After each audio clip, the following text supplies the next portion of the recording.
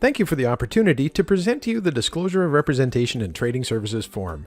As professional realtors with Don Walton and Associates, we believe consumers should have as much information as possible in order to understand their relationship with their realtor and the responsibilities and duties they are owed. As such, before providing trading services, we want to take this opportunity to review with you the Disclosure of Representation in Trading Services form, so that you have all the information necessary to make an informed decision on the type of representation you are seeking. The Disclosure of Representation in Trading Services form you have received contains two key sections.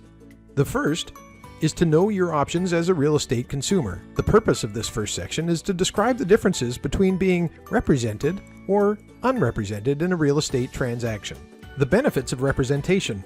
This section covers 4 key points that consumers need to know before entering into a real estate transaction. First, the benefits of working with a realtor, which includes expert advice, protection, and oversight.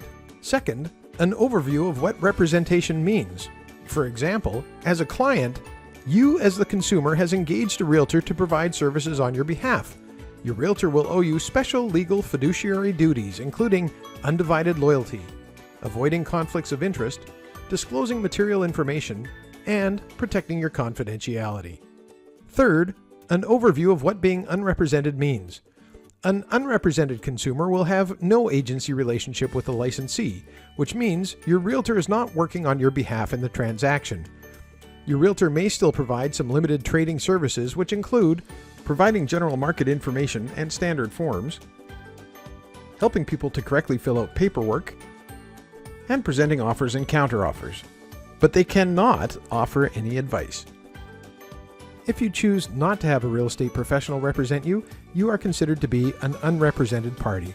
You are not entitled to the special legal duties a client receives. No loyalty. The real estate professionals involved in the transaction may be representing clients with competing interests to yours.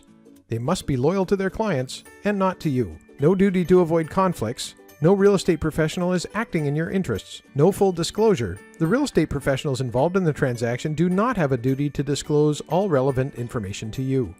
No confidentiality. The real estate professionals involved in the transaction must share any information you tell them with their clients.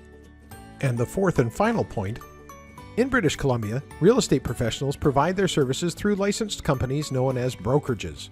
Depending on how the brokerage operates, you will be represented as a client in one of 2 ways. Most brokerages in British Columbia operate under designated agency. In designated agency, the relationship exists between the client and their designated agent from RE/MAX Nanaimo Realty. Should other parties or parties to a potential transaction be represented by another real estate agent within the same brokerage who is not your designated agent, there is no conflict, as each real estate agent will be in a designated agency with their respective clients. Only your designated agent owes the fundamental agency duties to you as a client. Your realtor will not share your confidential information with others without your permission. In the event that a realtor has a relationship with a buyer and seller, or a tenant and a landlord, the realtor must not represent either party unless they have obtained written consent from all parties. If this happens, a realtor can provide a referral to another designated agent who can provide the client with an agency relationship.